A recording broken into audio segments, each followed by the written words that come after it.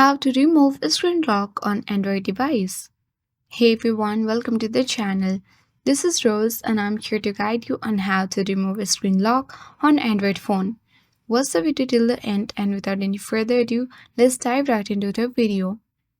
Launch Settings application on your device. Select Password and Security option. On this password and security, you will get 4 options, out of which you have to select lock screen password. Tap on it and then you have to enter your lock screen password to access this lock screen password section. Currently, numeric password has been in use. In order to turn off or remove screen lock on your Android phone, tap turn off password and then tap disable button. Again, you have to enter your lock screen password again and finally you will remove screen lock on Android phone. That's all for today. Hope this video helped you. If you are new to our channel, hit the like button and subscribe. Thank you for watching and see you in the next video.